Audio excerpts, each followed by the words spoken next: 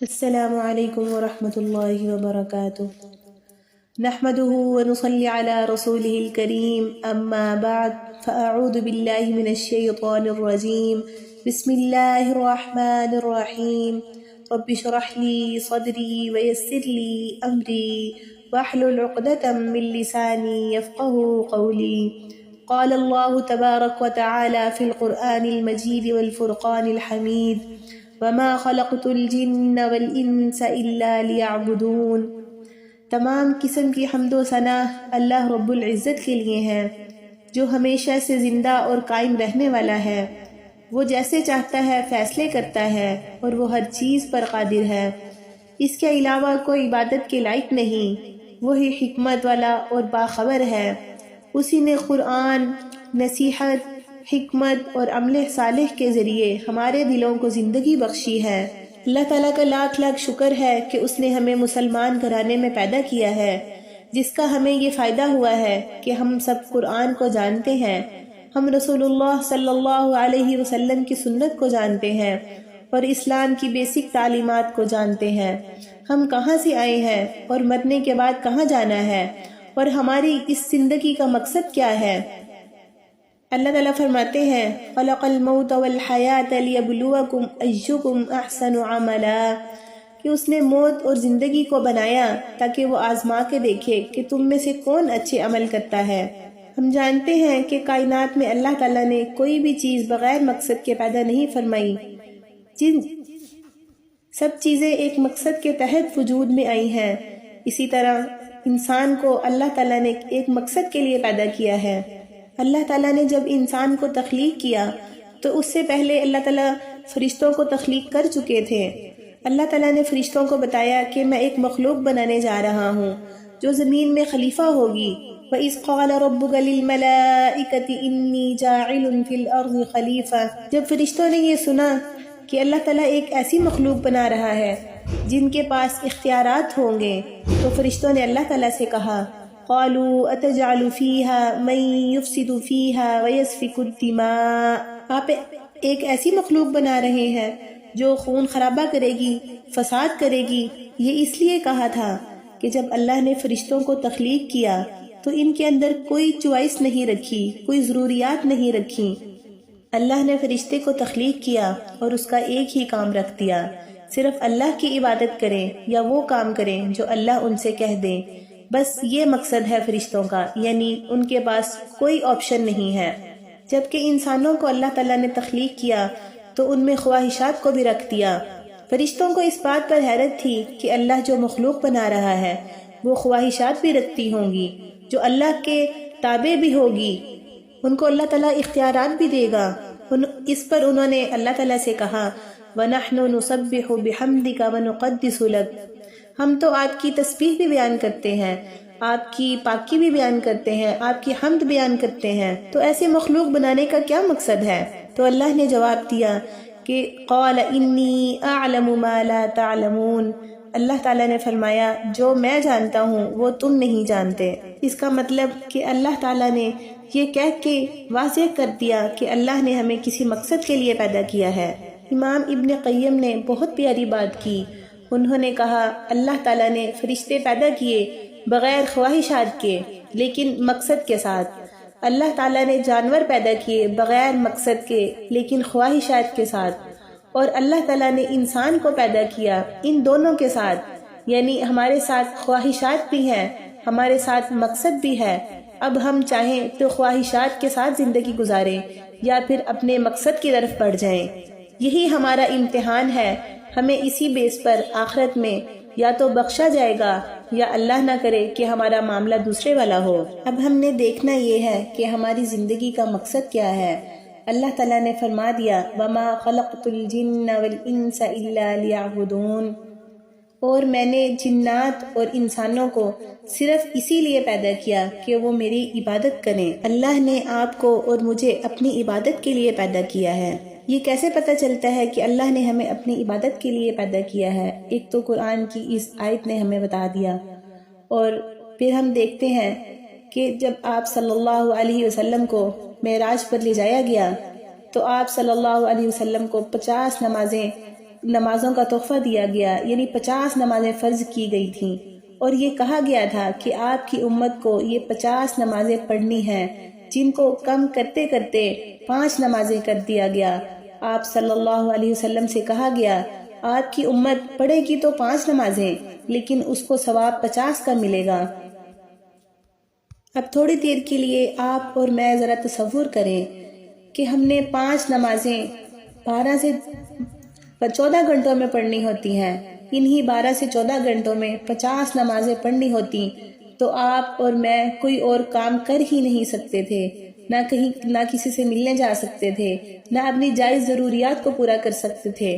ہمیں ہر 5 سے 10 منٹ کے بعد نماز کے لیے کھڑے ہونا ہوتا۔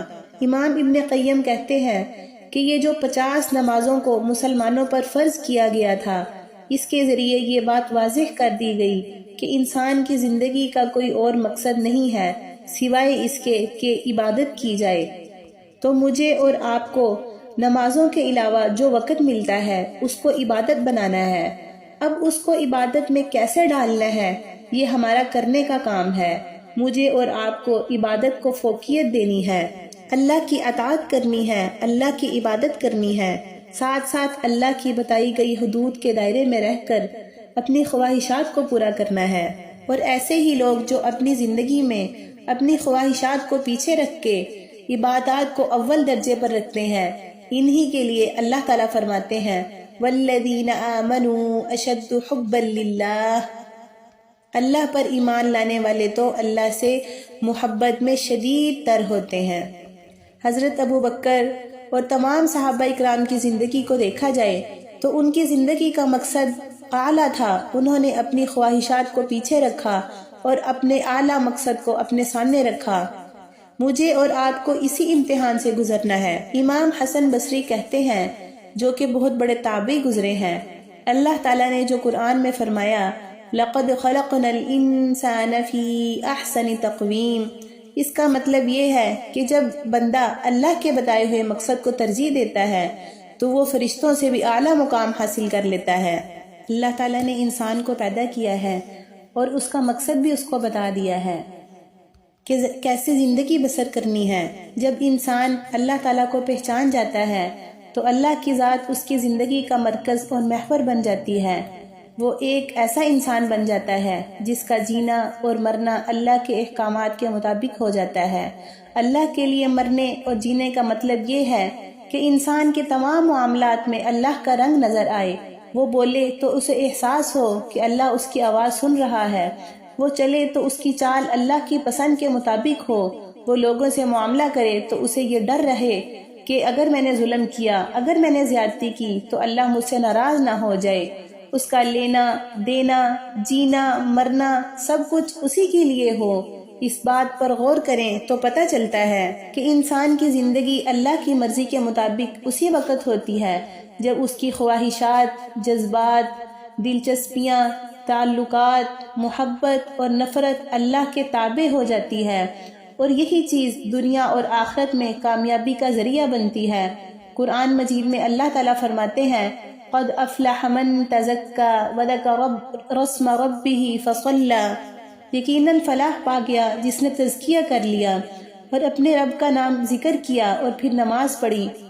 روزے کا بنیادی مقصد اللہ تعالیٰ کا تقوی اور پرہیزگاری اختیار کرنا ہے، جسے اللہ تعالیٰ نے قرآن مجید میں بیان کیا ہے لعلکم تتقون، تاکہ تم متقی بن جاؤ۔ یہاں تقوی سے مراد ایسی چیزوں سے خود کو بچانا جس سے انسان گناہگار ہو جائے، یعنی منع کردہ تمام کاموں کو چھوڑنا، اور بعض دفعہ تقوی کی تکمیل کے لیے مباح یعنی مشتبہ جس میں شبہ ہو ان چیزوں کو چھوڑنا پڑتا ہے۔ رسول اللہ صلی اللہ علیہ وسلم نے فرمایا رمضان میں ہر رات ایک پکارنے والا پکارتا ہے اے بھلائی کے چاہنے والے آگے بڑھ اور برائی کے طالب رک جا۔ اللہ تعالیٰ ہمیں روزے رکھوا کر ہمیں یہ بتانا چاہ رہے ہیں کہ ہماری خوشی کا سامان ان دنیا کی چیزوں میں نہیں ہے، بلکہ اصل خوشی، اصل راحت عبادت میں ہے۔ اللہ نے سکون، رحمت، خوشی کو جنت اور اپنی اطاعت یعنی عبادت میں رکھ دیا ہے۔ اللہ نے اپنے ذکر میں دلوں کا اطمینان رکھ دیا ہے۔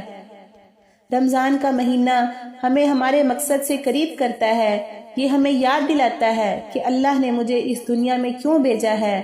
یہ وہ مہینہ ہے جس میں ہم فرشتوں سے اعلیٰ مقام پر جانے کی کوشش کرتے ہیں۔ یہی وہ مہینہ ہے جس میں ہم اپنے بھولے ہوئے مقصد کو تازہ کرنا ہے۔ یہ مہینہ ہمارے لیے آخرت میں گواہی دے گا۔ رسول اللہ صلی اللہ علیہ وسلم نے فرمایا، روزہ اور قرآن قیامت کے دن سفارش کریں گے۔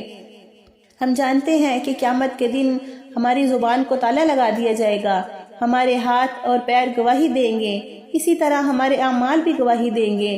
ہمارا روزہ، ہمارا ہر کیا ہوا عمل اللہ سے سفارش کرے گا، اللہ تعالیٰ، میں نے اس بندی کو شہوات اور جائز حلال چیزوں سے روکے رکھا، کھانے پینے سے روکے رکھا، یا اللہ مجھے اس کی سفارش کرنے دیجئے۔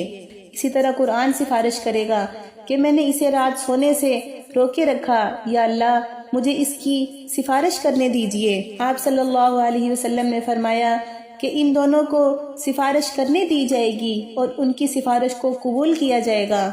اللہ تعالیٰ سے دعا ہے کہ اللہ تعالیٰ مجھے اور آپ کو ان 30 دنوں میں بھرپور عبادت کرنے کی توفیق عطا فرمائے اور ہمارے ہر عمل کو ہمارے لیے عبادت بنا دے۔ ہم ایسے روزے رکھیں کہ قیامت کے دن یہ روزے ہمارے حق میں سفارش بن جائیں۔ ہمیں ہماری زندگی کا مقصد پہچاننے کی توفیق عطا فرمائے۔ آمین یا رب العالمین۔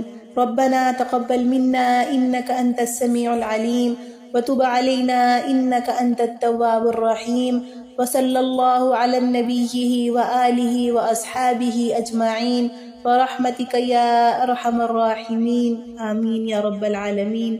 السلام علیکم ورحمۃ اللہ وبرکاتہ۔